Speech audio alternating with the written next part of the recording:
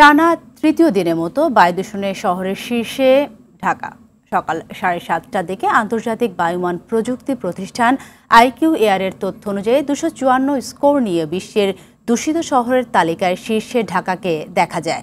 একই সময় 204 স্কোর নিয়ে বিশ্বের দূষিত শহরের তালিকায় দ্বিতীয় অবস্থানে রয়েছে মিয়ানমারের ইয়াঙ্গুন শহর।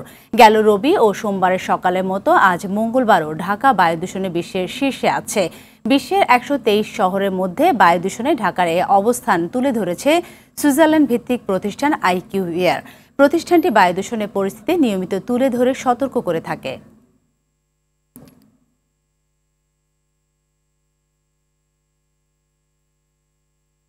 এ বিষয়ে আরও জানাতে রাজধানী আগারগাঁয়ে রয়েছে বিপুল দেব রয়।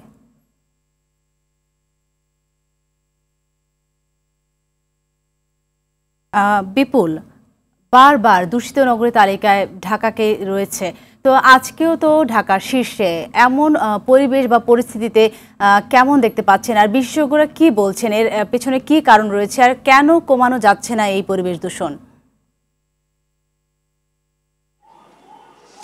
হ্যাঁ, সাথে আসলে আপনি যেমনটা বলেছেন যে সকালবেলা থেকেই কিন্তু প্রথম দিকে বায়ু দূষণের শীর্ষে বাংলাদেশ কিন্তু বিশেষ করে ঢাকা শহরটি প্রথম স্থান দখল করেছিল। পরবর্তী সময়ে কিন্তু ধাপে ধাপে এটা পরিবর্তন হতে দেখা যায় এবং আইকিউ ইয়ারে আমরা গত দুদিনও কিন্তু রবিবার এবং সোমবারও কিন্তু এই বায়ু দূষণের তালিকায় কিন্তু সকাল থেকে কিন্তু শীর্ষে ছিল।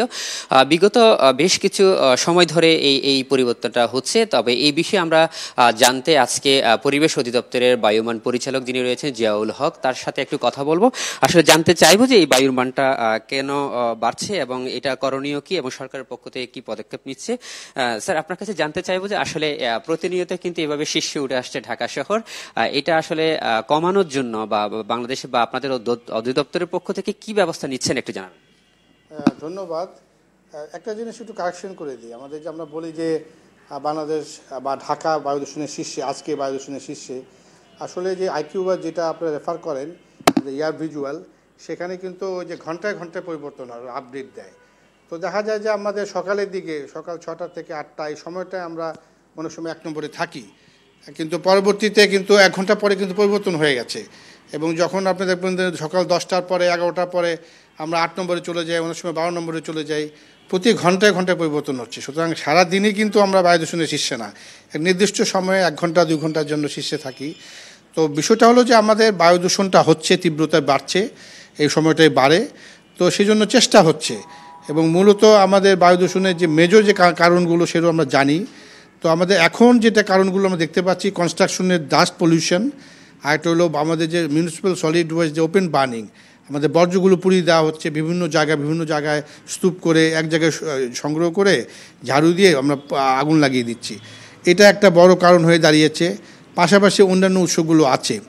এখন চেষ্টা হচ্ছে যে আমাদের কনস্ট্রাকশন থেকে যে দূষণটা, বিশেষ করে রাস্তায় যে রোড ডাস্ট, সেটা কমানো যায় কিভাবে।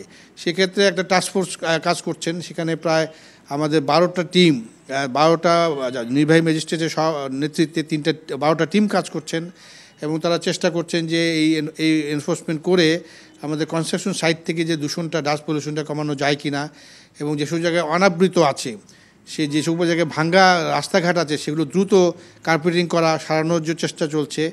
এবং পাশাপাশি আমরা অন্য সোর্সগুলোর দিকেও তাকাচ্ছি যেখানে বায়ু দূষণ হয়।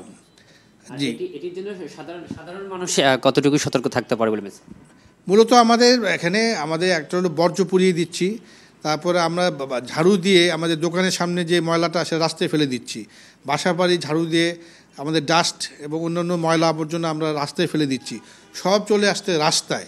কিন্তু রাস্তায় তো সকালের পরে কিন্তু আর পরিষ্কার করা হয় না, সারাদিন কিন্তু এই ডাস্ট, এই ময়লাগুলো রাস্তায় পড়ে থাকে, এর উপর দিয়ে গাড়িগুলো চলতে থাকে। প্রত্যেকেই কিন্তু যার তার প্রেমিস, তার প্রাঙ্গণের যে ডাস্ট এবং ময়লা নিজে সংগ্রহ করে একটা নির্দিষ্ট জায়গায় রাখতে হবে এবং সিটি কর্পোরেশন নির্ধারিত জায়গায়।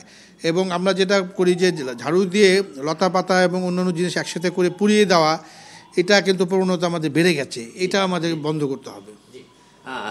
সাথী, শুনতে পাচ্ছিলেন যে আসলে উনি বলছিলেন যে ডাস্টের যে বিষয়টি, সবাইকে আর সচেতন হতে হবে এবং ওনারা যেভাবে সরকারের পক্ষ থেকে বিভিন্ন পদক্ষেপ নিচ্ছে, সেই সাথে সাধারণ মানুষকে এগিয়ে আসতে হবে এই দূষণ রোধ করার জন্য। সাথে এই ছিল আমার কাছে সর্বশেষ তথ্য। ধন্যবাদ আপনাকে।